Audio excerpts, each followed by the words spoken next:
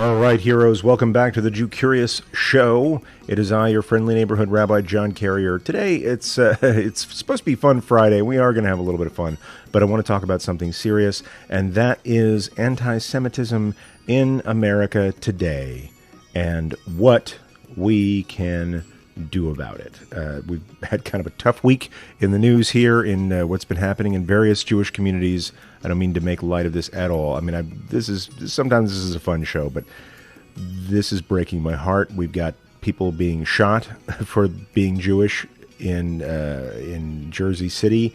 We've got multiple instances of graffiti and things like that, and a big row over an executive order by the U.S. administration that has sparked some controversy. It's just been a bad week in the news for us, and I want to talk about that. I want to answer whatever questions you have, and I want to share my personal strategy for how I combat anti-Semitism in my community and in my own life, and answer whatever questions you have, and listen to your concerns. If you have a story of being targeted or being harassed or assaulted, you are free, not pressured, but free to share that story here so that you can get the full support of this Jew Curious community. I'm excited to hang out with you. I'm, not looking forward to talking about this, but it's important. So we're going to talk about this today on the Jew Curious Show. This is a show for anyone who is curious about Judaism or the Jewish people, whether you are Jewish or not. You are welcome here, and we're going to get started in just a minute after this brief musical interlude. Stay tuned.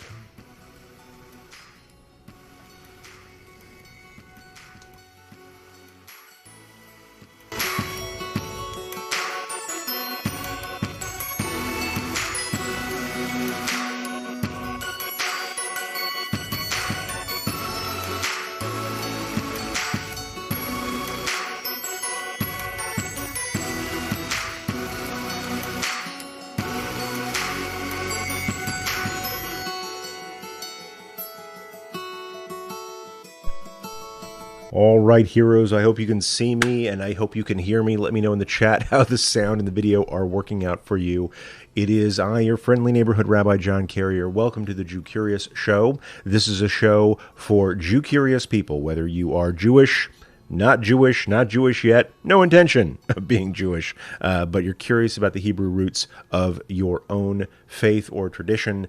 Whatever questions you have are appropriate here. I'm excited to learn with you. We have kind of a hard topic today, and that's anti-Semitism in America and what to do about it. Or I'll share with you what I personally do about it, how I fight anti-Semitism in my congregation every day. And if it's something that you can take on, then hopefully you'll get some tips here. Love for the people in the chat to share with each other. What have you experienced or what have you seen, whether it's been directed at you or not? How have you dealt with it? This is an important topic. We usually have fun here on Fridays, and we are going to have a little bit of fun. I'm going to play Mario Kart a little bit later today, but I thought this was important to talk about, so that's what we are up to. And just want to see who is in the chat so far. Seeing some regulars and some newbies or relatively newbies. First, we got Lee Rio. Greetings from Kentucky. Good to have you here. Nawa64 says, Shalom, y'all. KG Wilcox, hi from Philly and Boca Or. Let's see. Got KG Wilcox. Sound and picture are good on Twitch. Nice to hear about that. We are broadcasting on Twitch just because that's my favorite platform to broadcast on, but we are multicasting on Facebook and YouTube. So wherever you're joining us from, that is dope. So glad to have you here, and feel free to say hello or ask your questions or share your experience in the chat on YouTube and the chat on Twitch and the comments area on Facebook. And let me pull up my little multi-chat thing here. That's been a great revolution to see a chat at the same time from 3 different platforms, so that we could all hang out together wherever you're coming from. Let's see. We're talking Lee Rio. I'm saying that as best as I can. Lives in Berea, just a few miles south of Richmond. Lovely little town, but I'm still new to the town. I lived in Richmond for almost 10 years. I'll tell you, Lee Tai Ryu, I spent a good chunk of my developmental youth, my childhood, my tween years, if you will, in Athens, West Virginia, in Mercer County, in the southernmost county in West Virginia, sort of that nexus of West Virginia and Southern Virginia and Kentucky and Tennessee in that area. So I am familiar with Appalachia. It was very formative of my youth. So glad to have you here. Nawa64 says, yes, anti-Semitism. Sadly, my young daughter has been been the major target in our neighborhood. When she was about 9, the local police officers' kids graffitied the park with slurs about her. Wow. That is hard to imagine what that must have been like for your daughter and for you as her mother. So my heart goes out to you. Feel free to call me. Let's see if that's easier. Struggle to say the name myself. Then in Israel, she was assaulted by some Arab boys on a playground at age 11. My goodness gracious. Let's see. KG Wilcox from Philly says, there was a grocery clerk who wouldn't serve me. The bagger was embarrassed and tried to cover it. She was let go not long after. I had this personal experience that it was one of those moments where I'm going to admit some embarrassment, humiliation here, where I should have spoken out, but I didn't. I just wanted to kind of get through my day. But I did have a moment. I was living in Minneapolis, and there was a checker at a grocery store where I was at the grocery store that had a really good, surprisingly good kosher food section for a regular chain grocery store. And I was checking some stuff out, and I'm like, man, that kosher, and I said something. I was like, man, that kosher sausage or whatever I was buying is expensive. And the checker said, well, they do have all the money. So, and I was like, I'm just going to let that go. I didn't confront it in that moment because I was probably in a hurry or something. I wish I'd said something, but I didn't. So I have a different strategy dealing with it now, and I'll share that with y'all in a bit. But let's see. K. Dixie said, we've had some mild insults in Temple chat. KG Wilcox says, if nothing else, Nawa64 says to KG Wilcox, if nothing else, it solidified my resolve to stand with my family and the Jewish people. So it does. These kind of hard things can bring us together. I wish we didn't need these things or have these things to bring us together, but that does happen. So thank you, everybody, for being present for this important conversation. And in just a second, we're going to go to video games. But what I wanted to do first was share a conversation. Let me just go back into my deck.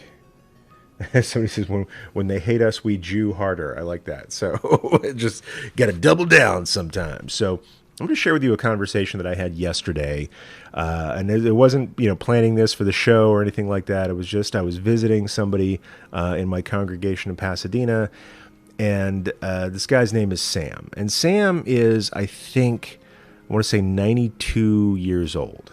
So Sam's seen some stuff. In fact, Sam came from a little village in Poland, and his family, and he's a young man. They came to America. His family settled in Pasadena, and so Sam's seen some stuff. Like his wife is a survivor of the Holocaust. He's a survivor of the Holocaust. He was living in a village that was just kind of turned upside down, looking for people, and I think he escaped. But he's shared with me lots of books of people he knew who were involved in concentration camps and death camps and things like that, who made it out. And so Sam is a delightful character, and I visit with him as frequently as I can. So yesterday was just me kind of stopping by his place on my way home from work. And he said, I wanted to have a serious conversation with you, Rabbi. I'm not making fun of this, but I just want to give you some color. Like this guy's got this thick accent. And he was saying that his feeling, having been, let's say, a teenager in the 1940s, his feeling about America today was that it feels very much like Europe in the 1930s, in the sense that people are being more and more open about their bigotry, and politicians are using that bigotry for their own political ends. And he feels that more and more people in all around the world, like in Europe, I think it's even worse than it is in America. In Europe, they are electing, fascist candidates. They're electing openly anti-Semitic candidates, and candidates are more explicitly than we are in the U.S. Although it's not invisible in the U.S. More explicitly using anti-Semitic tropes and arguments to make, to score points politically and to get elected. And Jews are leaving Europe en masse. I saw an article about a year or two ago about how real estate prices in Tel Aviv were spiking, and local Israeli residents were having a hard time with finding affordable housing because so many Jews had fled France and moved to Israel and bought houses there, or bought apartments or condos or what have you, that it was it was sort of jacking up the prices of housing in Tel Aviv, and the people who already live there were having a hard time making rent. So this is just I'm not going to get into the insider baseball of the Tel Aviv real estate market, but just to see that this mass migration from Europe is happening. And even in America, Sam is saying, I see these things on TV. I see how different politicians are talking about us. I see how different news pundits are talking about us. And it feels very much like the 1930s, which was sort of, the precipice, which was the environment that was there before things got so serious that they were inescapable. And he said at the same time, I saw back in the 1930s that the intellectuals who kind of saw what was happening and had the means to do something about it were leaving Europe as fast as they could, whereas regular people who couldn't see what was happening, or people who thought, well, maybe I can, I'll stay here before it gets really bad, and if it gets really bad, I'll bribe my way out or something like that, and then it got so bad that they couldn't. And so that's what Sam was expressing to me. And he had sort of a call to action for me. He's like, I'm not just telling you this to be, depressed or depressing, but I want to ask, is there something you can do with the religious school education in our synagogue in Pasadena to help prepare these kids for what's out there now and what may be coming, right? He's thinking about himself as a child in the 1930s, and then translating that experience to the children who are in our synagogue's religious school today and saying, okay, how can we help people be prepared? And he's like, you should tell these kids, like, don't go out alone at night. And it was like that practical. He said, you should, maybe we should have a class on self-defense, how to stand up to people, but also, how to be safe. Don't go out alone at night. Go out with friends. Do things like that, which is just like, is that where we are? That somebody who lived through something similar is saying, you know what? Check your six. Like, what? Go, use the buddy system. Like that practical and that practicable. And that's where a person who has lived through this thinks we are. And I'm not going to argue with him, right? Far be it from me to say, no, you're wrong. It's different this time. We live in a place where in the last week, there's been a grocery store shot up over, Jewish identity, disagreements about Jewish identity. And somebody can come back and say, well, it was two different Jewish groups fighting each other. This isn't really anti-Semitism. It wasn't a white nationalist who did it. So, you can't call it that. What I did think was interesting was that I saw a news report that this was being classified as domestic terrorism. And curiously, when it's a white nationalist group that does this, an explicitly Nazi-connected group that does this, they say this is a sick individual. When it is not one of these people, they're happy to classify it as domestic terrorism and leave it at that. Set that aside for a second. In Montpelier, New Jersey, there was an attack of graffiti and slurs and things on a school. Probably not the only such thing that happened this week, but certainly a lot of that's been happening this month alone. There was a report by the ADL that showed that of all the sort of religiously connected hate crimes in America in the last year, they were disproportionately aimed at Jewish people, right? Like something like 54% of all the hate crimes that had a religious component, meaning, was it toward Christians or Muslims or Jews or what have you, 54% were against Jews. We are 2%, or no, excuse me, depending on where you are. Like overall in the world, we are something like 0.5% of the world population.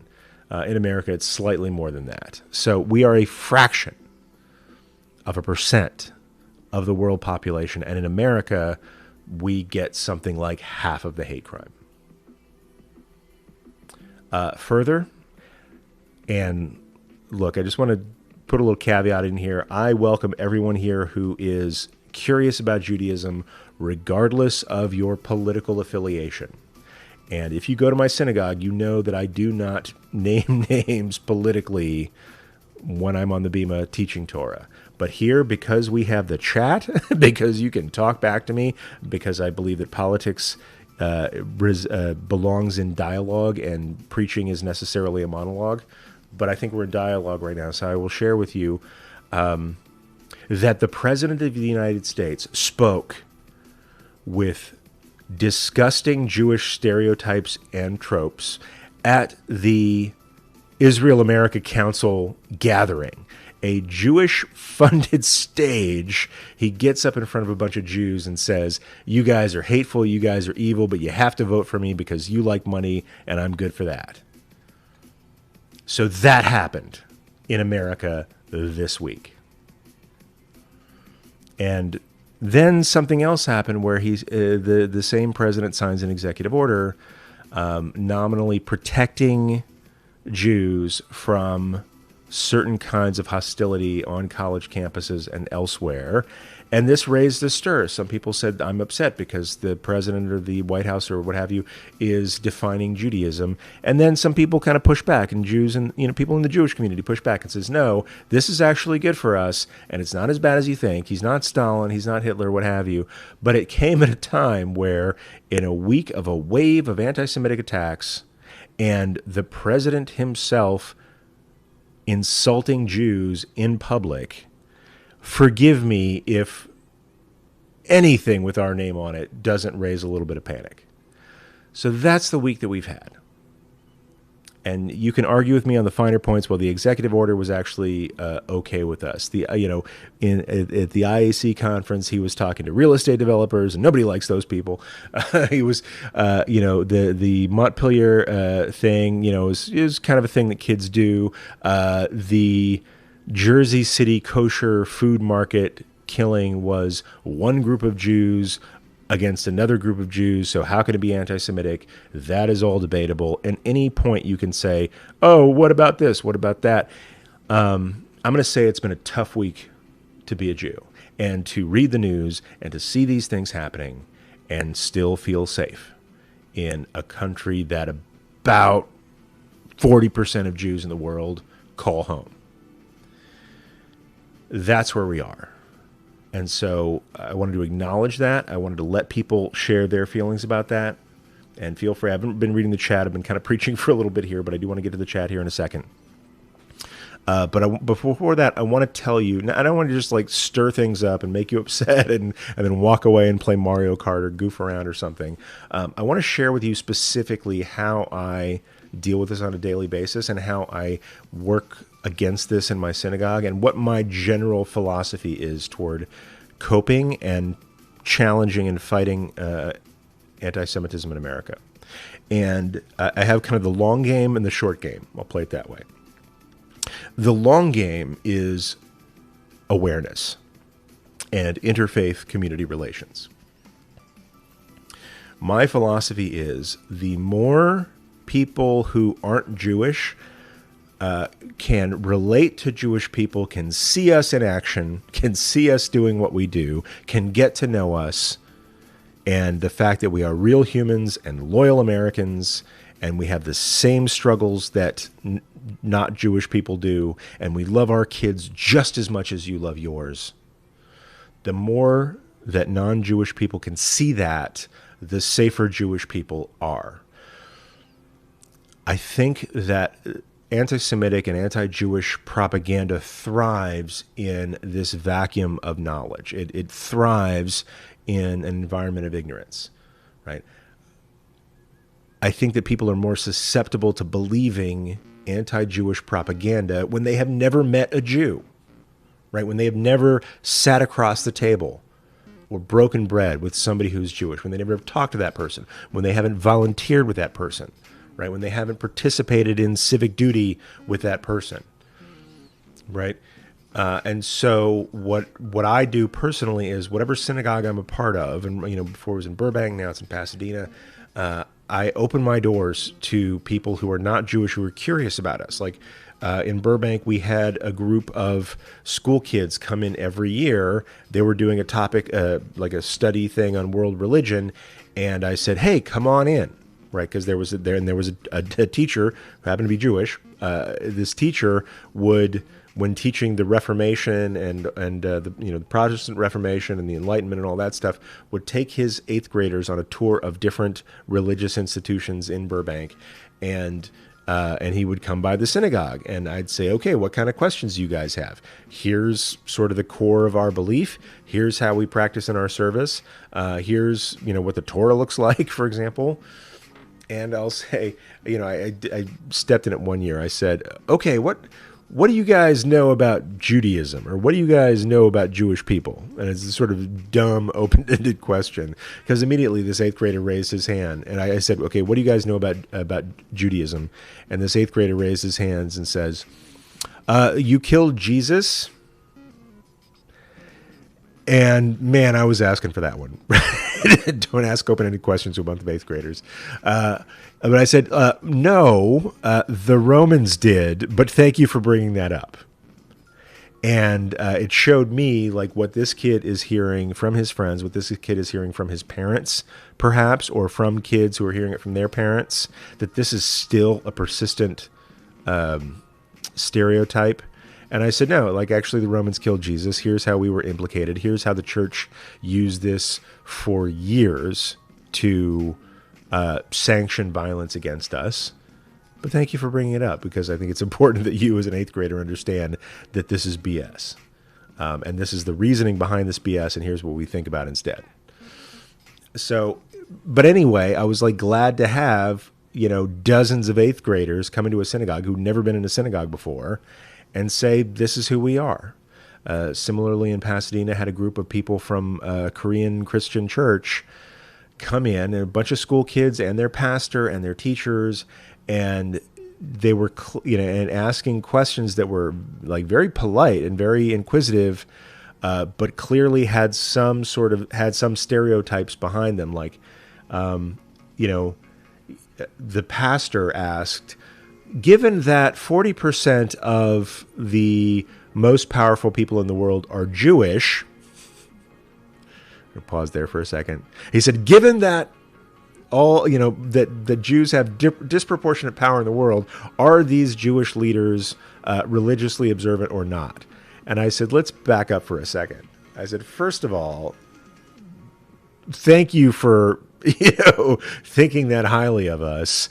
It is very unlikely that that's true, right? Given our percentage of the world population, we are possibly disproportionately successful, disproportionately influential, but I think 40% is pushing it.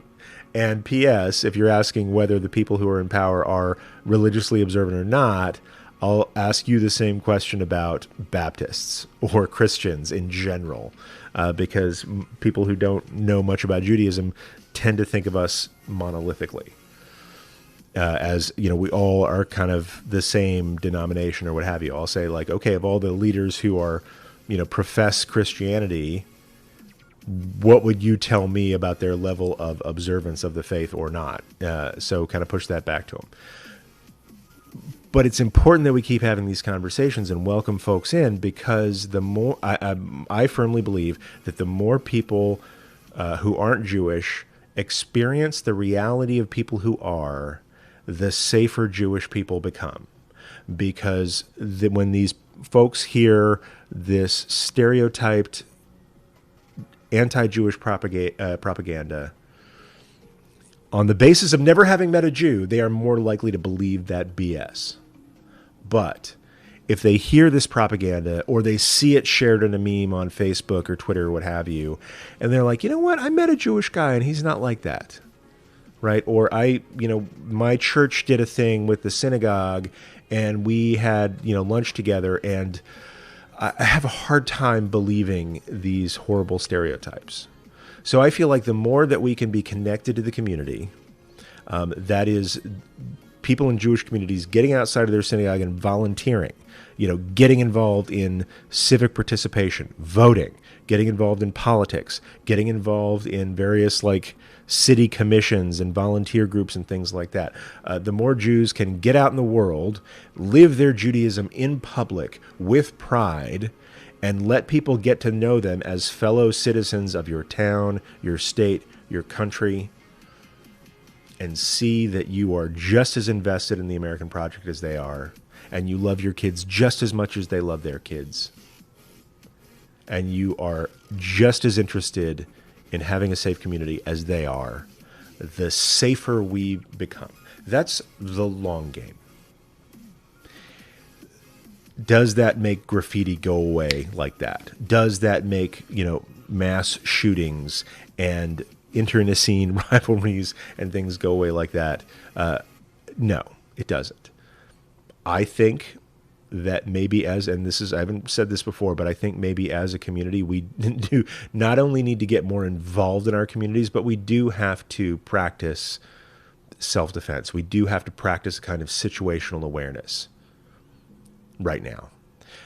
And that could be as simple as, I know folks personally, this hasn't happened to me a lot lately, but I know folks personally who recently had, people just say nasty things to them on the street. Rabbi posted on Facebook, presumably he was wearing some sort of kippah or something identifying that he was Jewish. And this guy passed him on the street in Chicago and said, "Heil Hitler," trying to get a rise out of him. And I believe you have to stand up to that kind of, I don't recall his reaction or judge his reaction in any way, but I'll say you have to follow that guy and say, what the hell did you mean by that? And who are you to say that to me? And what's your name? Right? I think we have to start standing up for ourselves. I don't want to say start. There are plenty of people who stand up for themselves. But I think we have to kind of check and challenge that behavior in the moment and nip it in the bud. And if you don't feel safe doing that, get in touch with your local police. I hate to think that we are in a place like my friend Sam, who lived through Kristallnacht, said, don't go out alone. Always travel in pairs when it's dark outside. That disgusts me that that's where we are in America today, that he perceives this.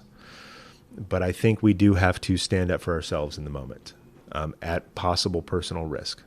And if that doesn't seem safe, look, I'm all about safety first, right? We don't need to go getting hurt when there are so few of us. Do reach out to your local police department, right? If you have the hairs on the back of your neck stand up at all, 911 is a totally appropriate response. And I say this based on conversations with my local police representative when I was a rabbi in a synagogue in this town. He said, look, and my synagogue had very good relations with the local police. And anytime we wanted to, they would send somebody out and say, hey, let's talk about safety precautions and things like that. And he said, look, just trust your gut. If the hairs on the back of your neck stand up, call 911. Because we would much rather have a bogus 911 call that turned out to be nothing than a critical incident where people got hurt. And so that was his injunction to me, his encouragement to me. That's my encouragement to you. When you see this stuff, call 911. Get law enforcement involved. And if you don't get a good response from law enforcement, that's a piece of data in your community as well that we need.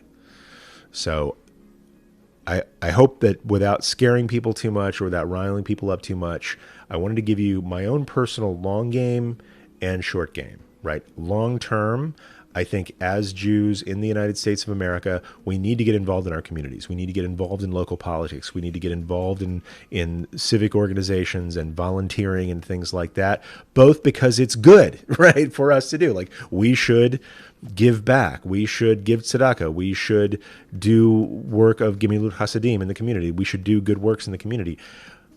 The externality of that is that while we are fulfilling mitzvot by helping our community, we are also putting ourselves in places where people who aren't Jewish can see us as a part of the community. And the more people see us as part of the community, integrated into the community with the same values that they have, and you don't have to change your Jewishness one whit to do this. The more people see us being Jewish and helping in public, the safer we become, because God willing, they become inoculated to that kind of propaganda. That's the long game. The short game, if you see something, say something. If something happens to you, make a stink. Call 911, get local law enforcement involved. If local law enforcement doesn't get involved, then that is data to go to the press or other local leaders and things like that. But do not tolerate this for one hot second, because that is how it creeps up and grows. And this is just based, and I'm getting kind of animated today, this is based on my conversation with a good friend yesterday who lived through this coming on 80, 90 years ago, and is very alert and aware as to what's going on in America today.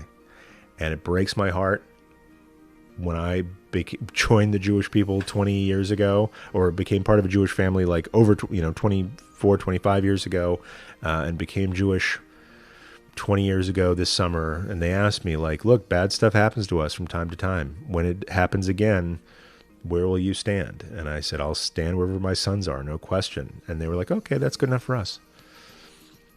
But that was an academic question and an academic answer, because it was very different in America 20 years ago. And I hadn't yet to experience what I have experienced since. So I stand by my answer. But now I've got a little bit more data to back it up. So heroes, thank you for listening to this long rant about an uncomfortable topic. I appreciate your being here. I appreciate your sharing your own stories. I just want to jump into this and for a second. KG Wilcox says, point of light, a family in our town had swastikas painted on their trash can. The whole neighborhood painted their own cans with flowers and messages of support. It even made the news. That's incredible to hear. Rabbi, sounds like now is a great time for those Jew Curious t-shirts to wear loud and proud. Oh my goodness gracious, we're on the Jew Curious t-shirts again. So I don't want to be resistant to this. It's just, I know it's a lot of work to get t-shirts printed. So you know what, maybe so. If people are interested in sharing their Jew curiosity, I'm about to go on a little bit of a vacation here, and that's some housekeeping I need to share. I'm going to be going on vacation. I'm going to be kind of out of pocket for about a week or 10 days. But maybe while I'm there, I'll do some research on t-shirts, and maybe we can make this a thing for Gregorian year 2020, Jew Curious t-shirts, because I like this idea. I don't know exactly what's involved, but maybe I can find out. Or if anybody else out there is really like in the t-shirt business or knows how to do this, I'm happy to share with you the logo of the Jew Curious show, and maybe together we could work together to make that happen. So get a little merch on this show, as we say. Let's see. I've had to learn the ban/report function of our local temple live chat because occasionally hate speech is posted. I get a little bit of this on my stuff too. You know, I spend a lot of time being Jewish in public. I've got about somewhere between 280 and 300 YouTube videos out there. I'll say the most harassed videos I have are based on Brit Milah and Hatafat Dam Brit and things about, I'm going to say this, the covenant of Abraham that involves penises and those who have them. So I get a lot of, I'll say, between, intactivists and out hate speech on those, but I get random stuff. I just get people saying, Jew, on YouTube. I'm actually pretty meticulous about reporting hate speech when it crosses a certain line on YouTube. So, it's a thing. If you're on the internet and you're exposed to the whole world, you're going to get not very nice people who, for whatever reason, are hitting you up. I hate to sound paranoid, but I think that there are those elements that could really care less about Jews or not. They just like inciting ugliness and violence, and whether violence of, physical violence or violence of speech, who are just out there to give people a hard time. I do have an intuition that, I don't have proof on this, other people may have proof on this, that there are forces within other countries that are trying to destabilize America by inciting animosity between groups within America. That I'm often skeptical when I read negative comments on, it's happened on this channel, it's happened on Facebook, it's happened on YouTube, it's happened on just every place that I've been a part of. People saying these things where it's like, I think they're trying to pick a fight with me or with Judaism. And based on like the quality of the language in the post, like sort of, and I don't want to knock anybody whose English they're still working on, but it's like things that are clearly sort of farmed out to, these groups of trolls in other countries who are trying to pick a fight in order to destabilize the United States. I think that's actually been pretty well documented in the press that that's a thing that is happening. Lately, something that I've seen, and again, if you see these things, speak up, let me know, report them to the bodies they're in. Lately, I've seen on 2 different occasions memes shared on Facebook that they'll start out as one thing, but then they'll wind up as anti-Israel. They'll start up, and for me, anti-Israel and anti-Jewish, there's a very fine line there that's mostly not a line at all. I mean, like anti-Zionism for me is anti-Semitism, and you can dress it up however you like, but it's appealing to the same bias. And so, for example, I saw an ad, and I don't remember the first one. The second time I saw it, it was this guy saying, man, I'd love to have health care. And, and then my Republican friend said, how are you going to pay for all this health care? And I'll say, it's simple. We have all this tax money, but we're sending it to Israel. Or it said something, what did it say? It said, we have all this tax money available for free health care, but instead we're using it to turn Palestinian kids into skeletons. And it was the second of such ads that I've seen where they'll start off with some kind of, I'll say, liberal priority domestic spending. But the punchline is, but we give foreign aid to Israel. And if we weren't giving foreign aid to Israel, we could support these things. So it's clearly, and it was shared by somebody who, like, otherwise I trust, but, read this and said, oh, this is a liberal thing that I can share. And, I can't imagine that these are coming from sort of these weren't like real people telling their stories. These were people who were trying to incite animosity toward Israel, and I'll say probably animosity toward Jews within the liberal American political sphere, and targeting people who don't have more savvy as to how this argument's playing out. So that's been happening lately. I was following this argument. A good friend of mine, and I'll name names because he does all this stuff in public, Rabbi Joe Schwartz, who for me is one of the Gedolim, like yet to be recognized, although many people are recognizing it. He is one of the greatest rabbis of our generation. And I firmly believe that. Rabbi Joe Schwartz, look him up on Facebook. He's doing some amazing stuff with his organization called IDRA in New York. And he kind of went on a tear, and because he was very upset that Jewish news outlets were picking up this story about a recent executive order, and they were saying, this is Stalinist, this is the end of the Jews, and they were being kind of very animated about it. And he's like, look, guys, this sort of chicken littleism doesn't actually help our cause. And so that's been a debate, and he sort of pointed out that when this executive order it seems on its face to protect Jewish groups in America, but just the fact that the administration is, has our name in their dirty mouth makes some people upset. So people just kind of went off the handle and said, "Oh, this is a crisis," and he's like, "Calm down. This is not a crisis for us. This particular thing." However, in context of everything else that's been going on this week, I'm personally slower to chide people for being alarmist, right? Telling people to calm down when they're upset. And, it's nice, you can calm people down when they're upset, but just telling them to calm down, I think is seldom helpful. So in any case, let's see. As KG Wilcox says, total U.S. foreign aid is just over 1% of our budget. Lame argument. It's not about how good the arguments are. It's about how good they sound. So listen, we've been going for about 40 minutes now, talking about something very serious. This is supposed to be Fun Friday, so I think in a second we are going to have a little bit of fun, because that's important too. But I just wanted to share my opinion about what's going on in America right now and share my specific strategies for how I deal with it as a rabbi in a Jewish community in the United States of America. If you have a different strategy, let us know. Put it in the comments on YouTube, put it in the comments on Facebook, put it in the chat to this channel. Let everybody see it. I want to make this a public forum. Just be kind, everybody. We'll keep it to that. And so I'm just really grateful that we can convene this kind of discussion. And wherever you are, thank you for watching. Thank you for listening. If you think I am totally wrong, put that in the comments too, and I will see it and I will respond to it. But I'm encouraging you to criticize whatever position I have. I want this to be a dialogue. That's very important to me, especially when it comes to things that have a political dimension or political impact. So thanks for letting me wax on this for a while. Just want to say, D. Willexon says, Rabbi, what do you think about passive, non-aggressive anti-Semitism, like certain theological stances, even if done innocently? It unsettles me as a stepping stone to making more genuine anti-Semitism. See my post above for details. So I'm just going to look up that real quick.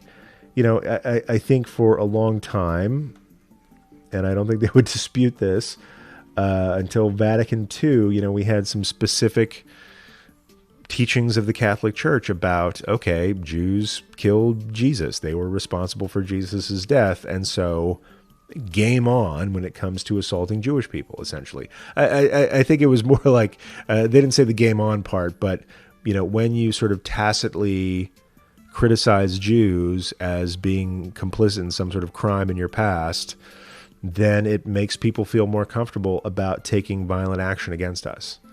And even the Vatican, which was the greatest purveyor of this kind of crime in history, came out in Vatican II, I want to say the 1960s or something. They said, okay, we're going to stop with the whole deicide thing. Like, we're going to stop blaming Jews for killing Jesus. Pontius Pilate had a little something to do with it.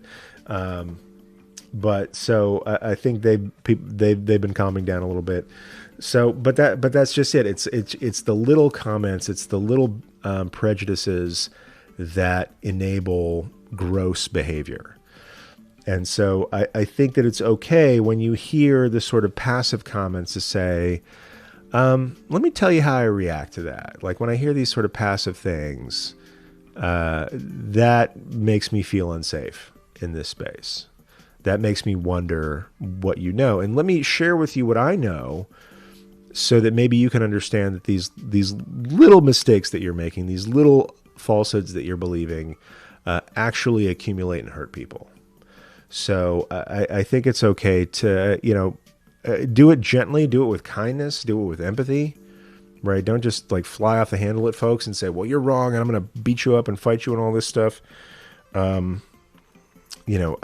would do it from a place of gentleness and kindness and say, I just want to point out something you said the other day that made me feel a little bit unsafe, made me feel a little bit concerned, and give you some reality to that so that you don't walk around with this deficit in your understanding. And I think we can't let these things go anymore. I remember, and I'll own this. Like I remember, I had this like flash of memory back from, 20 some years ago. And I was in my neighborhood. I think I was like walking my dog, or I was just out on my front porch smoking a cigarette back when I used to do that. And in my little cul-de-sac, I heard, some neighbor across the way saying something like, well, it's the Jews that have all the jobs in this area, and that's why I can't get a job, or something like that. It was making some sort of blanket assertion about the Jewish people. to explain his personal hardship. And in that moment, my decision was, okay, do I keep smoking my cigarette till it's done and go back in my house? Or do I go across the street, pick a fight with a stranger? And I don't know how many friends he has in this neighborhood, but I do know I've got 2 little kids asleep in my house right now. And do I want to smoke my cigarette, finish it, walk back in, and make sure I'm there to protect my kids? Or do I want to go pick a fight with a stranger, and I don't know how many other people in this neighborhood agree with what he's saying and could come back and hurt me and my family? And so I will confess that in that moment, I did the cowardly thing. And I said, I'm going to, maybe not cowardly, I don't know. You could construe it however you like. I said, I'm going to finish my cigarette. I'm going to go back inside and make sure that I'm there to protect my family, versus picking a fight with a stranger late at night, 10:30, 11 o'clock at night, when he's obviously talking to somebody who is sympathetic to his rant. And there's times that I've done that. There's times where I've just said, okay, I'm just going to be quiet. I'm just going to go back. I'm going to mind my own business, let this go, because picking a fight could actually represent danger to me. I think at this point right now, not saying something represents greater danger. So I don't want to use your own judgment. Be safe where you are. Don't pick a fight when you think you could get physically harmed or people you love get physically harmed. But feel free to call the police. And if the police say, oh, this is a bogus call, we're not going to come out, at least you got it on record. Right? So that's my endorsement. Yeah. The theological stances, like, you're not going to fix other people's theological stances. My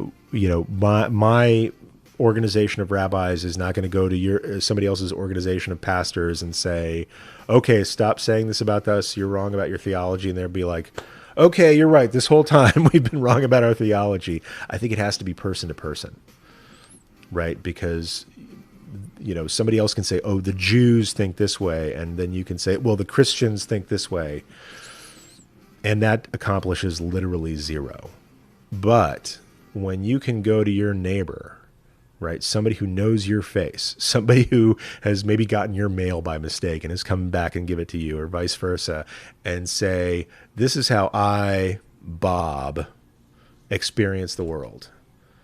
And I want to share it with you so you understand where I'm coming from.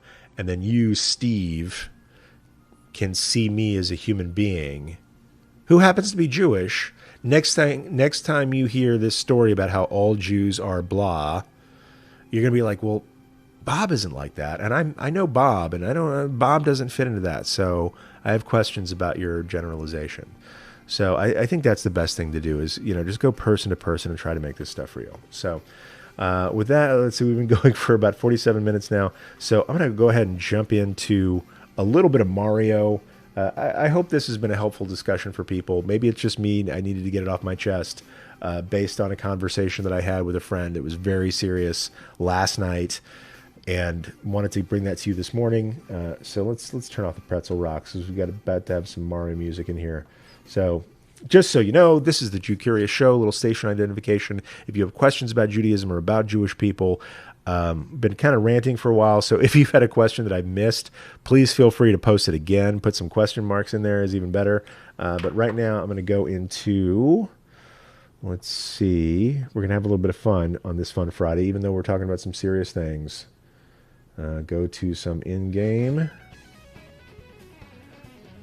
Let's see. Nawa64 says maybe a bit of Krav Maga trading wouldn't hurt either. Krav Maga, which I believe translates into close hitting or close touching or something like that. It's like Maga is to like touch or to strike, and Krav means to bring in close or to approach or closeness. So Krav Maga is a martial art that was developed for the army or within the army in Israel. So they've got places all over. And it's also, I've heard some things about Krav Maga. I haven't actually been to a Krav Maga class. I'm excited to go to one. There is a place in Pasadena that I haven't tried yet, but I plan to. Krav Maga is hardcore. It's not as many like forms. I took Taekwondo many years ago, and there's lots of forms, and it looks a little bit like dancing. Krav Maga is like, here's how you break a dude's ankle like that. Like, here's how, we're not about scoring points in a boxing match. This is how you shut some stuff down quick. And so I'm excited to experience that pretty soon. Nawa64 says, we have a neighbor who is a Krav Maga trainer. My hubby tried it once and was wiped. Yeah, it's hardcore. They take their training very seriously. So I encourage people to do what they need to do to defend themselves. You know, at this point, God willing, we can defend ourselves with words. If you see something, say something. If you hear something, feel free to confront that person. But if you don't feel safe confronting that person, feel free to involve law enforcement just to get this stuff on the record. So that's my advice. If somebody disagrees with that, please feel free to say so. I see Naya Shashi. Good morning, everyone. Good morning, Ruthie. Glad you could join us. So let's play a little bit of Mario Kart. Just have some fun on Friday. We'll get serious, and then we'll have some fun. Put my ear goggles, and I'm ready to go. On the boards is my man they call Mario.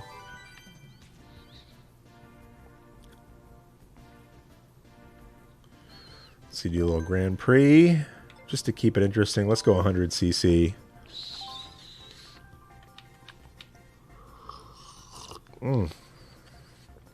So if anybody has a question, please feel free to put a question on the chat. I'm going to go back to the multi-chat here to make sure I'm not missing anything.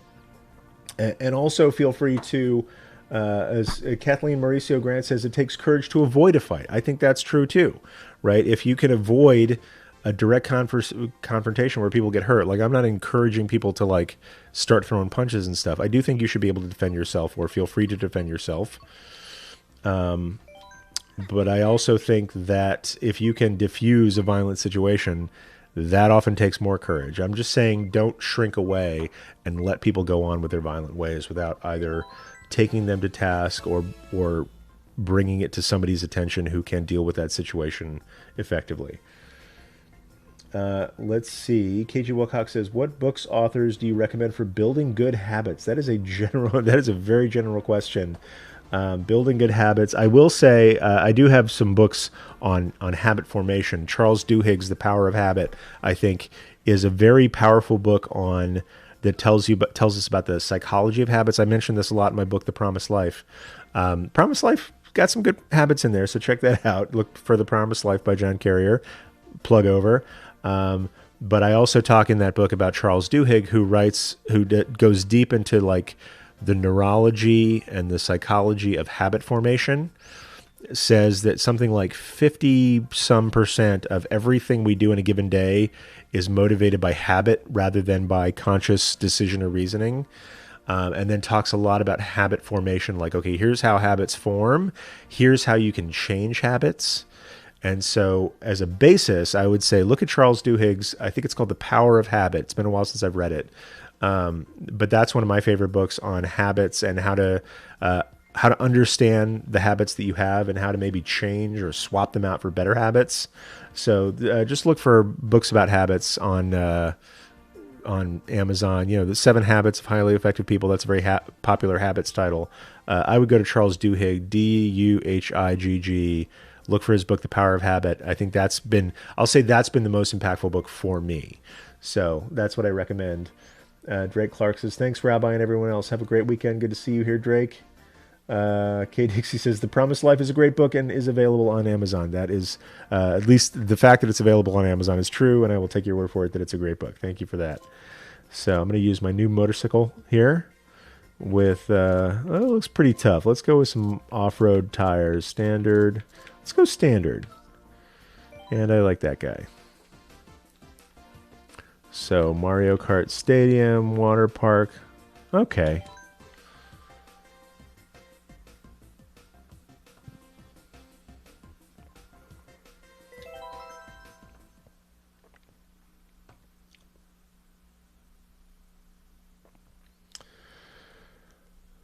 So Kathleen Mauricio Malorico, not Mauricio. I have a friend named Mauricio, so that's where I went. Says, my daughter does great t-shirts. I'll ask her. Thank you. Kiji Wilcox says, I'm sorry, Bud Rod, too. Our synagogue has security, but our churches don't need it. And sometimes I guess that's true. I don't know. I don't want to speak for churches.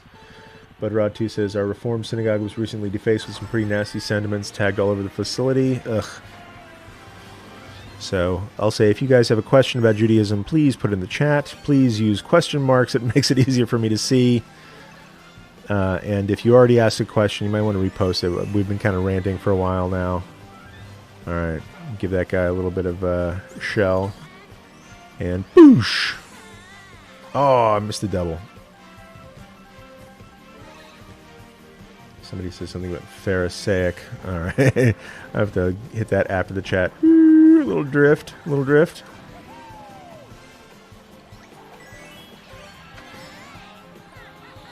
All right, maybe the 100cc was cheating a bit. Usually the 150 is where I start to get challenged.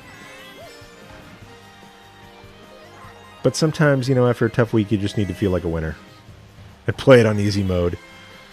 I'll say, if you have access to video games and you're having a hard week, play something on easy mode. You know, let yourself experience that win if you can. Just a little advice. There's nothing about that in the Talmud. It says play it on easy mode. But as your rabbi, I'll say, if you need a win, play something on easy mode. Give yourself permission to shine, even if it feels like cheating. Yeah, I'm a little person. I'm still a little person in first place. Going for the double, and now look at jump. I'm going to run into that helicopter. Boosh on purpose. Kids, do not try to run into helicopters at home. Pretty sizable lead. Whoop. No banana peel.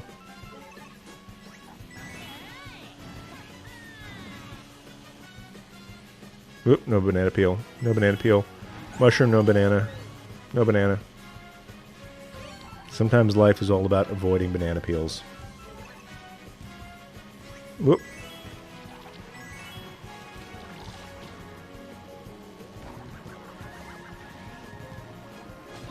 Oh, come on. Oh, what? No. No, you do not. I'm going to get you, sucker.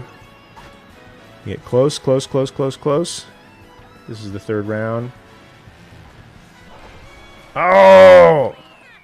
How'd I get second? Let's see. I saw something about Pharisaism. That is, you don't often get Pharisaism out of the corner of your eye.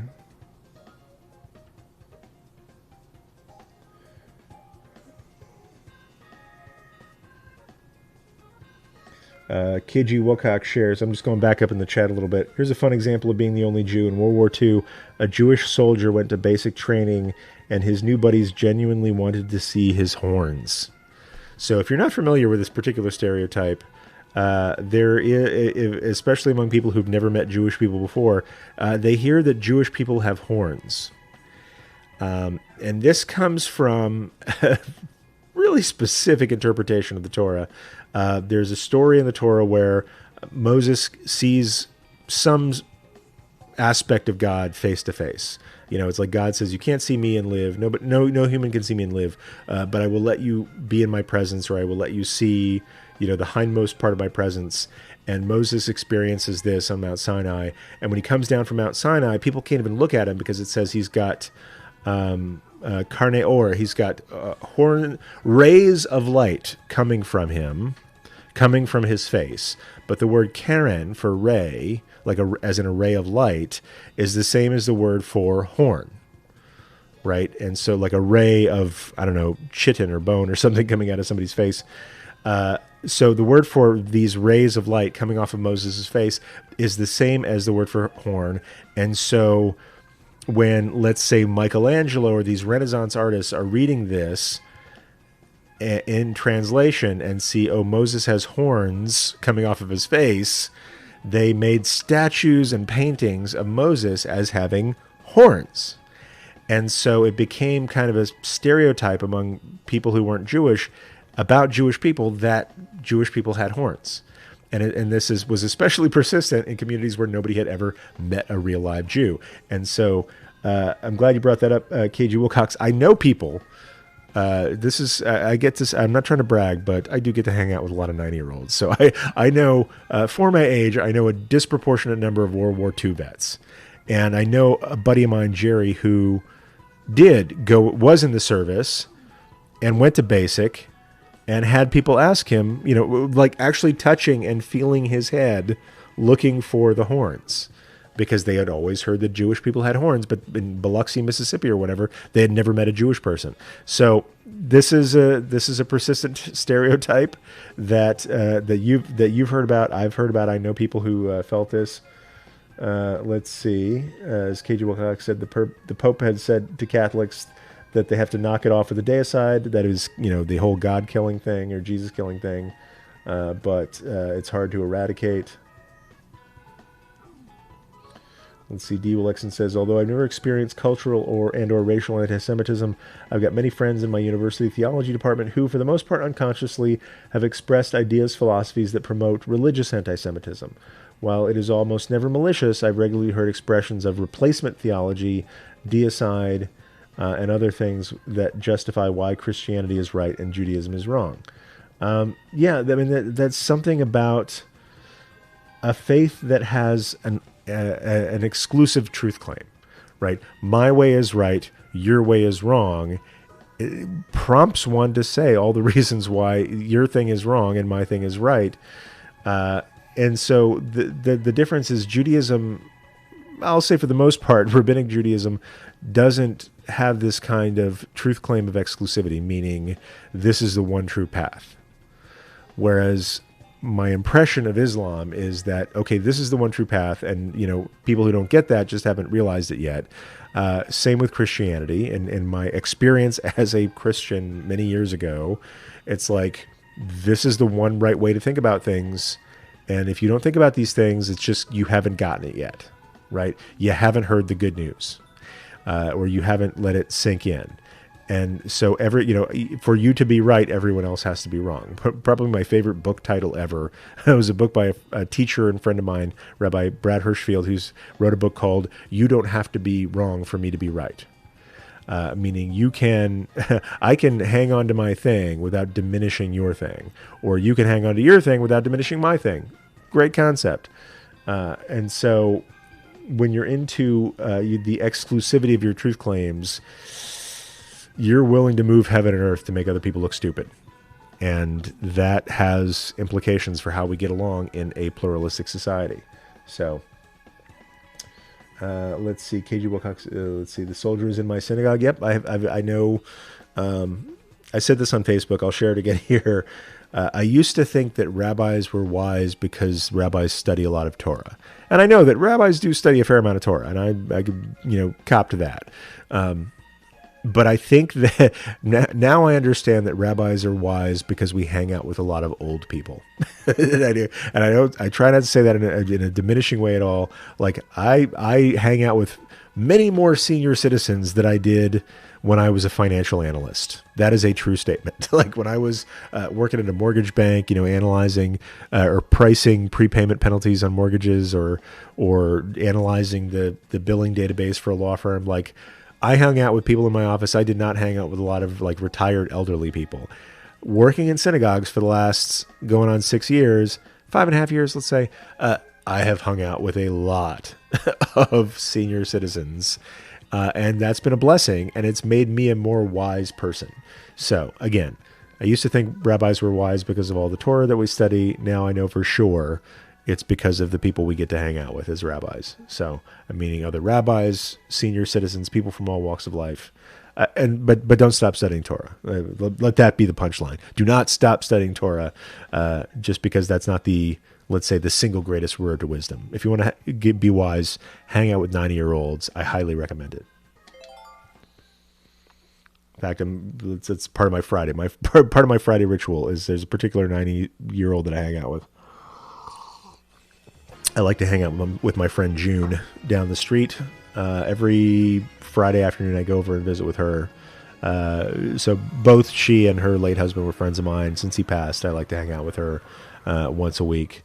And it's like the highlight of my week is just hanging out with June, somebody who has seen a lot, has a lot to report, a lot to observe, and a lot of wisdom. And probably the single greatest attitude of anyone that I've ever met.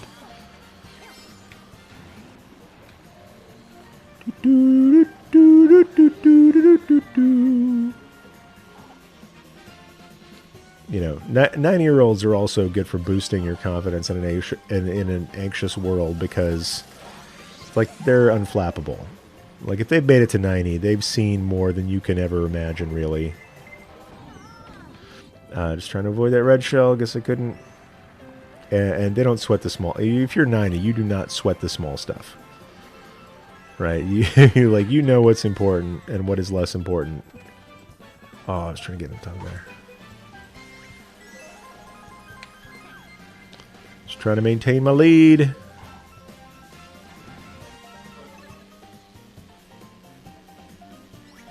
Coin banana.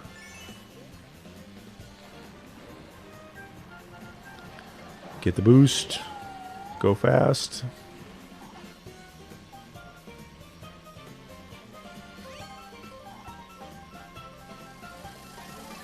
If you're just joining us, this is the Jew Curious Show where we talk about Judaism and Jewish people. If you are curious about Judaism in the least, you are in the right place. Whether you're Jewish, not so Jewish, not Jewish yet, maybe you never are interested in being Jewish, but you like to know where your own faith comes from, you are in the right place. Feel free to ask whatever questions you like. I will say it's helpful to put question marks in there. It makes it easier for me to see it in the chat. And whether you're on Facebook or YouTube or Twitch, we are here for you. Got a great community of really nice people who hang out and support each other and ask good questions. Ugh. Somebody keeps red shelling me. And I'm about to get blue shelled. It's the price of first place, I'll say. Oh, thank you for bumping into me and making me... Arrgh! No.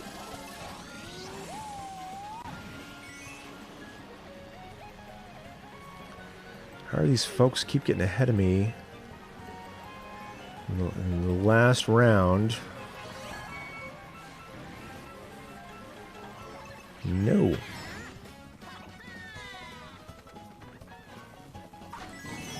No! That's twice! Came in second place the last minute. Oh, this is challenging a rabbi's patience. And Koopa Troopa. It's a Koopa Troopa, again, of all people. Koopa Troopa, I expected better of you. Like letting me win. I am human. I like to win stuff. All right, but we're going to be magnanimous. Maybe Koopa Troopa, maybe he's had a hard day and he needs a win. So, well, oh, whatever. I'm just going to beat Koopa Troopa. So, thank you for watching today. You know, kind of tackle the tough subject that is really present for me, for a lot of people in my community. Maybe you haven't experienced this before, but I hadn't experienced a lot of anti-Semitism in most of my Jewish life. Recently, it's just become more apparent that it's out there, and we need to do something about it. Bye, Koopa Troopa.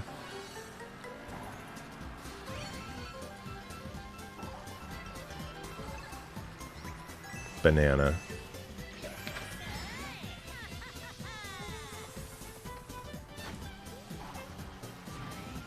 Ice cream cone. Ice cream cone. Double. Coin. Banana.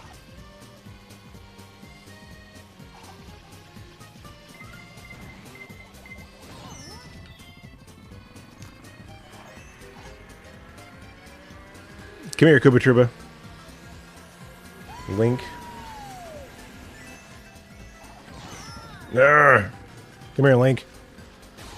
Not fair. Oh, no, what? Oh, third. This is such an unfamiliar, uncomfortable position for me. Boosh. Back to second. There's Koopa Troopa.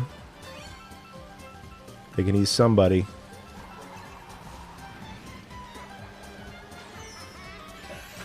That's more like it. Alright, just gotta hold my lead. Don't get fancy. Just hold the lead. Get the double. It's probably a coin banana.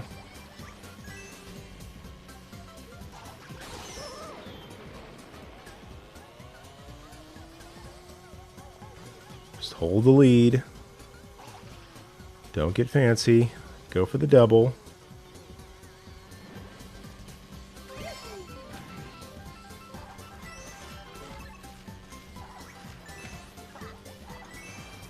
Throw the shell back. Get the coin. And jump. All right.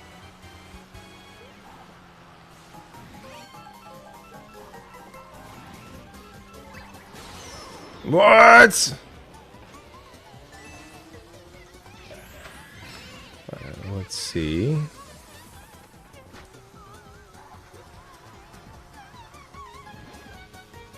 KJWX says, thanks for saying old people are wise. I hope to live up to that. I do too. I feel old at, okay, I know I'm going to tick some people off here, but I'm going to say at 44, I feel old. I never thought I'd make it to 44, frankly. I had good reason to suspect otherwise. But I am, and here it goes. And then I hang out with my 9-year-old friends, and they're like, you're a baby! What do you mean 44 is old?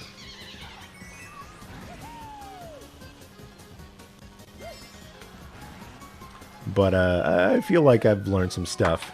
And I never thought I'd make 44, and I'm in that age where I'm looking at, like, you know how Facebook is, you have all sorts of friends from high school. Like, you didn't even hang out with them that much in high school, but they're now your Facebook friends. And so I see all these people on Facebook that I went to high school with, and I'm like, man, she looks old, or he looks old. And I'm like, oh crap, that means I also look old. So, and then I see my picture, and then I'm find out that I'm right. So, but that happens. So, 44 is young, but I feel you. Yeah, that's like where, like, I'm older than my dad was when I was born. My dad was 37 when I was born, and so I'm now older than my earliest memories of my father. And even when my dad is, thank God, still with us. Both my parents are. I'm very grateful for that. But my dad is now, 82. And when I think of my dad, I still think of my dad like, I don't know, in his 40s. Like when I think, oh, what's my dad up to? The picture in my head isn't like of my 82-year-old dad. It's the picture I had of my dad when I was a child.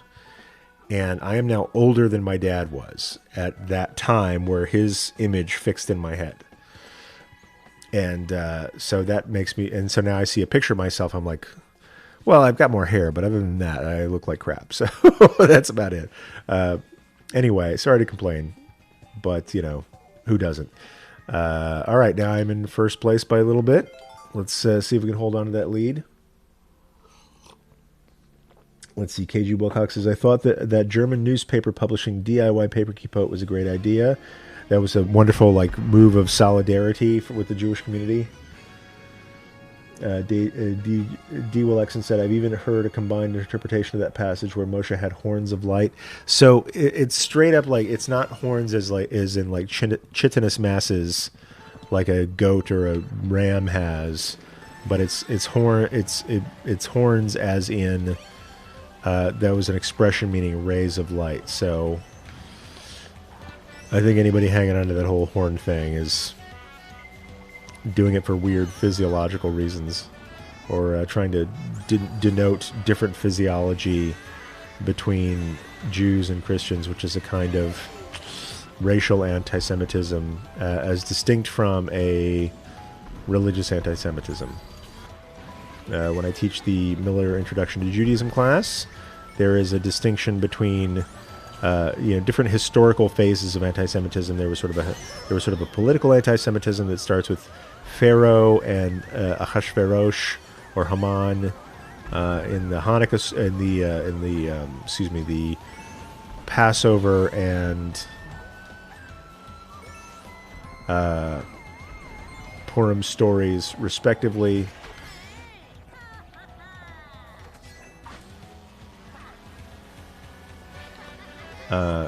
Where the anti-Semitism is more sort of politically motivated. They might call it biblical anti-Semitism, which was succeeded by religious anti-Semitism. When you get into this whole, biblical and religious meaning two different things. This kind of anti-Semitism of deicide and things like that.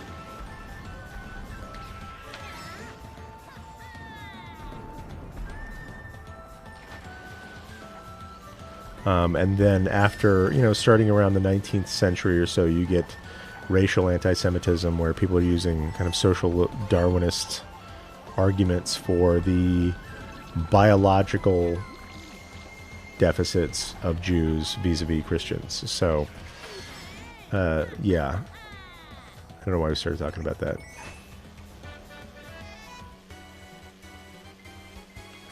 But yes, I hope as I become older, I become wiser, and that's the challenge. I don't know if I'm going to do it playing video games, but heck, I'm having fun, and I'm liking hanging out with you guys. So thanks for being here. It does feel good to do a little bit of winning in Mario Kart after a week of various anti-Semitic things and arguments between and among Jews about the intentions of certain executive orders. I think the last thing we want to succumb to right now is infighting. I think that's actually what many of these social media things are about, is how do we divide Jews against one another. Whoop. Okay. All right. Always happens in the third thing.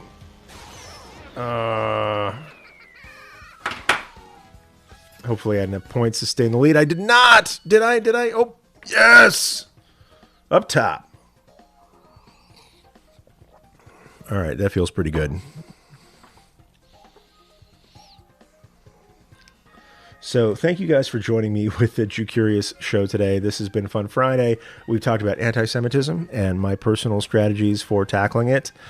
Just to reiterate, I think you got to play the long game of being yourself a happy, proud Jew in public and letting people see that and letting people understand that you are just as human as they are, right? So that they don't have, so they can dispense with some of these preconceptions, so that when they hear propaganda in the future that all Jews are like this or all Jews are like that, and they will know, like, oh, I know John, and John's not like that, or I know Ruthie, or I know KG Wilcox, or I know any number of people who don't have horns on their face. So I can dispense with believing that tripe. And so that's the long game. Get involved in your community. Let people know who you are. Let people know how you are. And that will give them a better impression of Jews, that will combat all this gross propaganda that feeds on ignorance. That's the long game. The short game is, if you see something, say something. If you hear something, answer it. If you don't feel safe in responding to it in person, you are entitled to reach out to local law enforcement, let them know what's going on. Reach out to the ADL or Anti-Defamation League. Let them know what you've experienced, because this stuff has to be documented and dealt with before it gets out of hand. And I say this not just for my own alarmism, but based on a personal conversation that I had yesterday with a friend of mine who lived in Poland in the 30s as a child, escaped from the Holocaust as a teenager, and is looking around the world like a still very sharp man, watching the news, reading the news, seeing what's going on in the world today, and saying, this feels like Europe in the 1930s. And if you think that's alarmist, then you talk to Sam, right? I flibberty gibbon dare you to talk to Sam and tell him how alarmist this sounds. I will personally escort you to his house, and Sam will be happy to talk to you about it. So take that. Sorry to get a little bit of harif there, but this is kind of getting my hackles up. So thank you all for sharing this with me. Some of my closest, Kathleen says, some of my closest friends are in their 70s. They have so much insight. KG Wilcox says, how can we build support here? And I tell this to my students, like, wherever you are in your Jewish journey, if you're doing Jewish things, if you're a Jewish person, if you're feeling Jewish feels, do it in public and do it happily and do it proudly, while also letting people see how human you are, right? This is an old saying that's kind of a gag, and I repeat it here a lot. Jews are just like everyone else, only more so. But this is true. Like, we love our kids just as much as everybody else does, right? And we work, we pay taxes, we volunteer, we contribute to the community. We are in law enforcement. We are firefighters. Like, I know Jewish cops and Jewish firefighters. I know Jewish soldiers. We are just as a part of the American fabric as anybody else, and we deserve a second look. If you're only understanding us through propaganda or anti-Semitic tropes that you're hearing from your pastor, and I'm not knocking Christianity, but I do know pastors who are spreading this filth. Just like throw the word Jewish in the YouTube search engine from time to time. You'll see what I'm talking about. But just be yourself in public and show that you live your Jewish life with joy, and it makes you a better citizen rather than some kind of, conspiracy theory pawn. It's the more you can just be yourself and be real in public and let people see that, the less power this propaganda has over people. The less power this sort of anti-Semitic rant has over people. So that's the long game for me, and I really appreciate people being here to talk about this. Let's see. I think I came in. This is also, I think just as an aside, I think this is a life lesson too. 4 races. I only came in first once, but I took the cup. Right. You just got to be consistent. You got to stay on top, not give up, and you too can win first place after mostly going for second place. So I'm gonna just because it's Friday, I don't want to have a little fun. I'm gonna play for a little bit longer. I do need to take a quick break for maybe 40 seconds or so. So getting some messages here. Hold on for a moment. I want to do one more fast round of Grand Prix, and then we'll call it a day. So just a second. We're gonna go BRB on this one. How's this work on the thing? Stream BRB.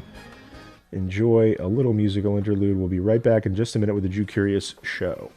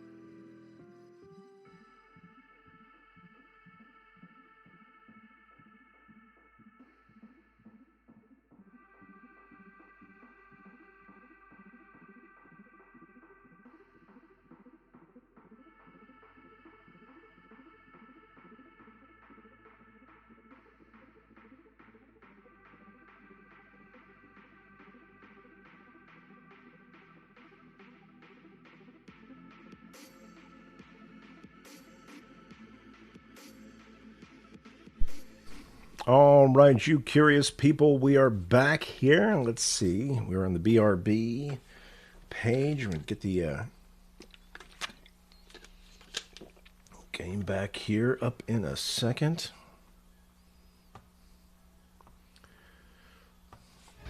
And there we go. That's live video for you. So thank you all for being here on the Jew Curious Show. Been some delightful people. Had a fun dinner. I don't know if we've talked since then. I had dinner with a friend of mine, Joe, a couple of weeks ago. Guy I went to high school with. And we were talking about, okay, who's Jewish that we knew back in high school? Because I wasn't, but he was, and I think we had some other friends who were. So in any case, let's go ahead with another round, a quick round of Mario Kart. Going to play it on 100 again. I feel like that was appropriately challenging. Just real quick, I had to take a little break, check some messages that came in. One of my let's see, my spouse is messaging me about a conference. One of my rabbis is reaching out to me just to check in. And Budrod here in the chat is talking about, sharing some resources on t-shirts. So let's make that happen. Let's make some t-shirts happen up in here. Let's see, I've got a better haircut or a worse haircut. Let's go with the better haircut. I think I've got a better haircut right now. So thank you, Budrod, too, for weighing in. I really appreciate that. So it's also, let me just throw in a little plug here. I think, this is probably, most people here are in the Jew Curious school at this point who are watching this chat, but there's something I'm doing. Don't get mad. I'm doing a little promo, a little gift, I'll say, called 8 Crazy Bucks. This is based on Adam Sandler's Hanukkah song, the movie based on that 8 Crazy Nights. I'm doing a promo called 8 Crazy Bucks, where if you're curious about the Jew Curious school and you've been kind of on the fence, you're like, I'm not sure if this is something I want to try out. I want to make it a little bit more attractive for you. For the rest of December, we're doing something called 8 Crazy Bucks, where you can join your first month. Your tuition is $8. And for $8, man, you're getting like 130 video lessons at this point, I think, and just about as many audio lessons. We've got a whole new course in Hanukkah on there. And so just for like a course in Hanukkah for $8 online is, I think, not unreasonable. But then you also get the whole Intro to Judaism class as well. And so I've been having some adventures of my own in online learning, learning how other people, I take classes online. I teach classes online, but I also take classes online. So I'm sort of learning the best practices of that. But for right now, if you join the Jew Curious school for just $8, you have access to 130, 120, something like that, classes online. But I'll say that's not even the most valuable thing. The most valuable thing for me is the community. We have a great community forum where people can say hi to each other, check in with each other all the time. People are sharing their stories of, it's my first time in the synagogue this week. What should I expect? And then afterwards, everyone's like, hey, how was it? And we're all there to sort of share our stories, share support with each other who are going through some new experiences. And that's been dope. So for like $8, I don't know a yoga class that costs $8. So I think that's in yoga class, you just go in, you bend, you sweat, and then you're out. And you might make some friends. I'm not knocking it. I'm a yoga aficionado myself when I put the time into it. I'm a sort of a Bikram person. I'm not a fan of Bikram Chaudhry per se. I do like his yoga. Right? I like the yoga poses that he put together. The guy's kind of I don't want to say it. So there's documentaries on Netflix exactly as to who Bikram Chaudhry is, and I might get sued just for putting it on this live channel. So we'll see. Please send checks to the Rabbi John Carrier Legal Fund to whatever. That's not going to happen. He said apocryphally. But in any case, like, you could go to a yoga class for an hour and a half, and maybe you'll make friends, maybe you won't. Maybe you'll just go in and out.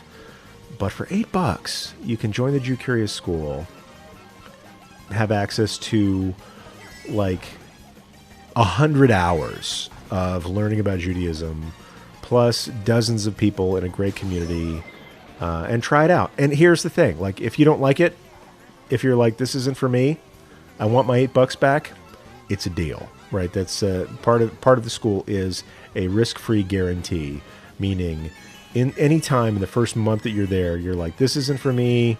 I really like my money back. I'll be like, cool, here it is. I might ask you some questions like, how can we do a better job for you next time? Or how can we do a better job for other people in this community? But I won't hassle you, and I'll just say, fine, done deal.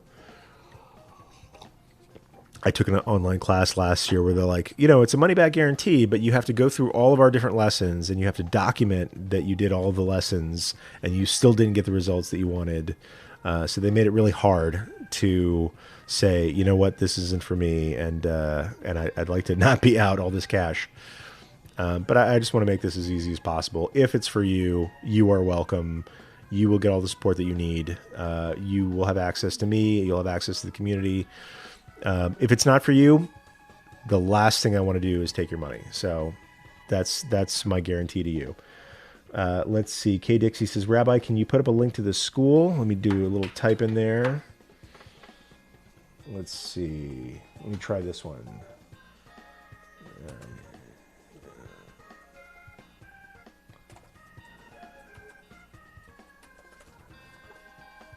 There. It's hard to type after you've been using a controller for a minute.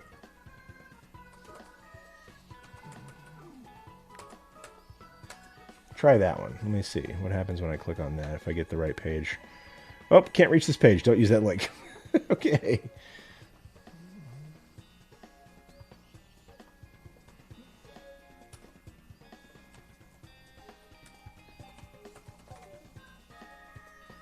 Oh, I spelled it wrong.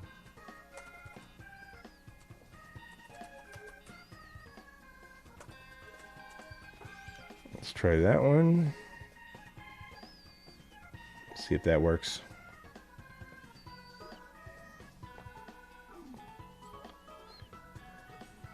And bingo. Okay, so use the second link, not the first.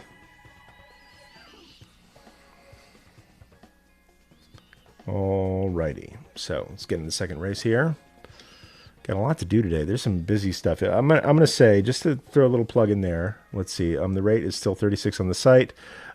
So tell you what, if you're on my email list, this is I forgot. This is a special thing for my email list. If you're on my email list, that's where I'm sending out the info on 8 crazy bucks. So if you're not on my email list, look for great links, rabbijohncarrier.com/3 things. There's a link on the Twitch site. Get the guide on the 3 things that Jew curious people should know in order to upgrade your learning. So if you're on my email list, that's where I'm sending out info about this 8 crazy bucks deal. So I should put a link on that here as well, as long as I'm talking about it. Let's see.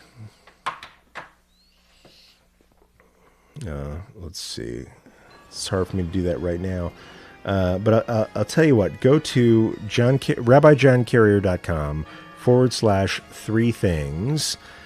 Sign up for that, and then you will be added to my email list, and you'll get info on that promo. Like this is sort of a special thing that I'm doing for people who followed me for a while, versus like if you just found out about this, maybe it's not for you. But if you've been following me for a little while, then I wanted to make this Hanukkah gift for you.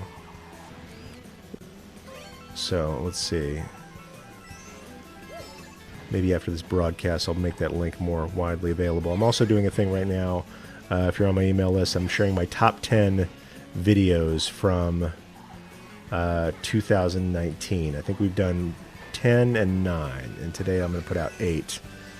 It's been interesting. Like if anybody here has been following me on YouTube for a while, 2019 was by far my most prolific year for YouTube videos, I'll say.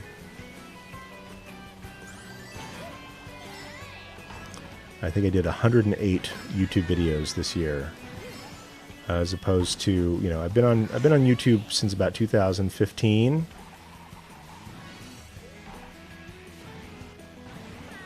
Catch that guy. Catch. And pass. So I've been on YouTube since about 2015 making videos. This year I made more videos than I have ever made in any other year. Made 108 videos. That's an average of like one every, let's say, 3-4 days. and more in like bursts of creativity than consistently. But I have high hopes, so I am going to set the intention that in 2020 I'll make more videos than 2019. Lately I've been making videos for the synagogue that I work at, so there's stuff on my channel, there's going to be stuff on their channel.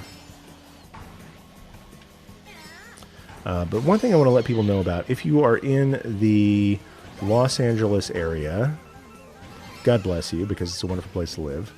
If you're in the Los Angeles area, there's something that my synagogue is doing this weekend. We're doing a kala. Kala is means gathering of some sort, where we actually got a grant from an organization for synagogues who want to get people together for Shabbat stuff. And what we're doing, I'm actually really impressed by this, because it wasn't just me putting it together. It was, mostly other people putting this together, and I'm just showing up to teach. But we're doing a great Shabbat experience at Pasadena Jewish Temple and Center, where it starts tonight with a, let's say, a free dinner, a big Shabbat dinner. There's a very generous family in our congregation that's sponsoring dinner. So if you want free dinner tonight, come to Pasadena Jewish Temple and Center. We're having a wonderful Shabbat dinner, followed by Shabbat service, where I'm going to be there doing a little teaching, a little preaching, but all of our kids from our congregation are going to be there as well, doing some great stuff.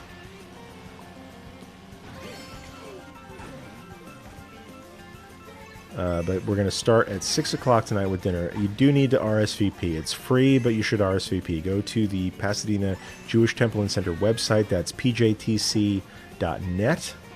And then there should be a link to RSVP for a dinner that's happening tonight. Oh, thank you, Kay Dixie, for sharing that link from my email. Thank you so much for that. If anybody's interested in joining the Jew Curious School, there's now a link in the chat on how to do that in this 8 crazy bucks situation that we're in. But back to what's going on this weekend. At Pasadena Jewish Temple and Center, there's a kala this weekend. That means like a gathering of people for Shabbat.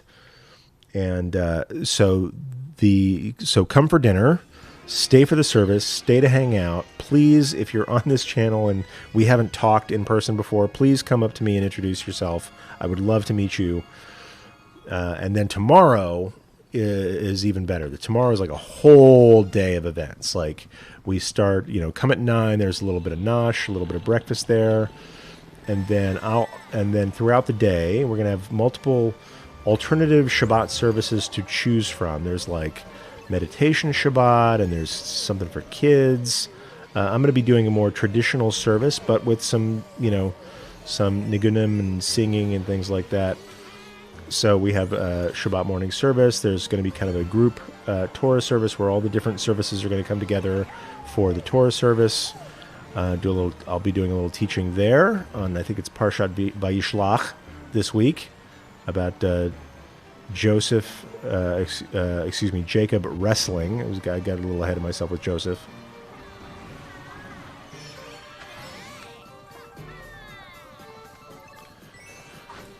But then tomorrow we have wonderful services in the morning, and then we're having multiple teaching sessions with some great teachers. There's a rabbinical student in our community, Jill Wright is going to be there. Susan Arbach is going to be teaching. Cantor Ruth is going to be involved in the meditation service. I'll be teaching on avodah, which is sort of a cross between, work. Like avodah means labor, like what's your job is your avodah. But also that's the word for service, as in the temple sacrifices or Jewish services today. Come on, and... Oh, I was going to get him! But I'm in first place anyway. So, punchline is free dinner, wonderful service tonight, a great day of services and meditation and singing and learning tomorrow. But, and it's free for everybody, but you do have to RSVP. So just because, we're cooking for folks and we like to know how many people are going to be there, So I encourage you to go to pjtc.net and let us know you're going to be there. It doesn't cost a thing, but we like to know that you're coming. What? Oh!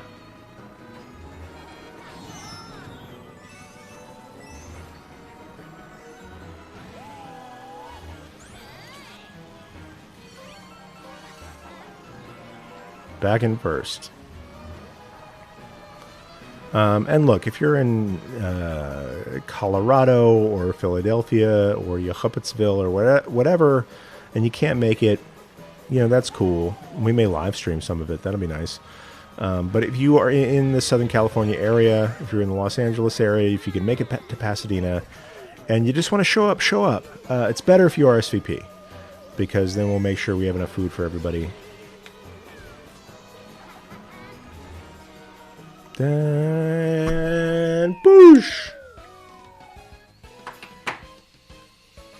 Let's see the link. That would be Jacob, aka Yisrael, right? Yeah, that's Parshat Vayishlach. That's what it's all about. This is where Yaakov Avinu gets his new name, Yisrael, after wrestling with a mysterious being. Where some say it's Esav or Esau's guardian angel. Some Maimonides says it's a dream. And this is a particular interpretation. Maimonides says whenever somebody meets a mysterious stranger at night, we must understand it as a dream. So some people say it was a real wrestling match. Maimonides says that it was a dream about a wrestling match. Some people said it was an angel of God. Some people said it was a guardian angel of his brother Esau. But that's the story that we're talking about. And in this story, Jacob gets a new name. He says, "You are no longer Yaakov. You are now Yisrael. You are no longer, Akva. Like Yaakov is related to Akva, which is like trickery and deception. You are no longer this person who lived by deception, like tricking your brother out of his birthright and tricking your father out of the blessing, tricking your father-in-law out of your sheep salary, whatever. You are now Yisrael. You are now the one who struggles with divine and human beings and prevails." And then I think that's significant. I've taught this before in the Jew Curious School, and I'm putting out another YouTube video, God willing, before the day's out for Pasadena, that it's significant that, throughout the Torah, we are not called Jews. Like the word Jews doesn't appear anywhere in the Torah. We get that name from Judeans or Judeans because Jerusalem was in the Roman province of Judea, which is named after the tribal land of Yehuda. We get that name way later. Throughout the Torah, we're referred to as Bnei Yisrael, meaning we are the children, or rather the inheritors, whether we are born to this family or join this family later on, we are the inheritors of the struggle with God. That's how I see this term Bnei Yisrael, and that's the name for Jews throughout the Torah. So a little drasha on that. Let's see. KG Wilcox says, "Okay, resistance was futile. I joined the school. Fantastic. Really glad to have you." So I'll just say, KG Wilcox has been a strong proponent of this show for a long time, and really happy to have you learning with us. God willing, you enjoy the learning. There's like I said, there's about 120 to 130. It's hard to keep track as we add more all the time. Different lessons in there. So jump right in. If you have any questions, first make sure you introduce yourself in the community forum, and then just jump right into learning and let us know what you think. So really, after a long time of knowing you here, really happy to have you in the school with everybody. So thank you for that. T-Fox RPG, I think I answered that question. So Mazel Tov to KG Wilcox. Chit Chadesh, as they say. Congratulations on getting a new thing. So very glad to have you. So let's see how many more races I have to go, and then we'll call it a day. We've been going for a couple hours now, which is a good amount of time for a show, I think. I think that's about how long the Today Show goes. I watch the Today Show most days. It's just a little personal thing about me. Final race. Let's do this. All right. Welcome to the Jew Curious Show. If you're just joining us, we answer questions, whatever questions you have about Judaism, Jewish people, Jewish tradition.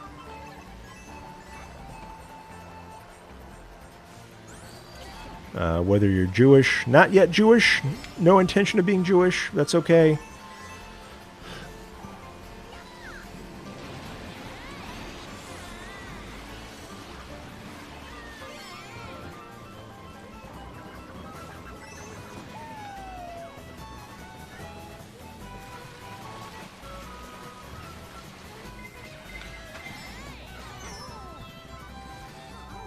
Cloud Rescue, second place, fourth place.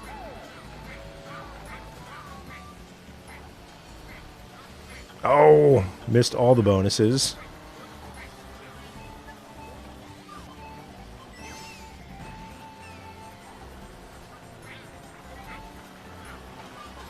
Second place, still in the race. You guys are probably seeing something about me. I don't often show this in public, but I do have an intensely competitive nature. Personally, I took a little quiz. I was in a leadership class a few years ago. There was they had this sort of Buckingham Strengths Finder, saying, okay, what are your different strengths as a leader? And one thing I did not know about myself, but it makes sense in hindsight, is that I am intensely competitive. And, you know, I mostly strive to get people to get along with each other and cooperate rather than compete. But on a personal level, I'm very competitive. Like I'm a terrible marathon runner, just as an example. Like I wouldn't call myself a competitive marathoner. Like I don't win medals or anything. But I do keep an eye on the person right in front of me and try to chase them down and try to pass them. So I'm like a 6-hour marathon runner. But when it comes to the person who's right in front of me, I'm very competitive. So that's a little bit, it gives you some insight into my Mario Kart skills.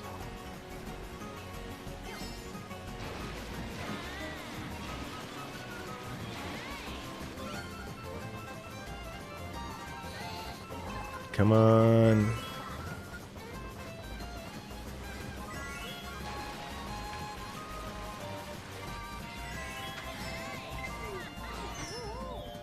Ah, Cloud Rescue again. Nope. Now he's in front of me. No, you're not.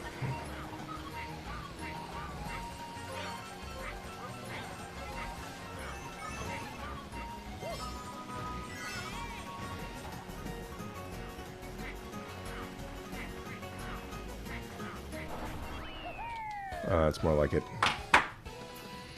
All right. K Dixie says 100 bits for new students. Send bits. Very good. Venus Black says, hey, good morning. Hey, good morning, Venus Black. Good to see you here. KG Wilcox says, if I make a bracha over a cookie and then drop it on the floor, do I still have to eat it?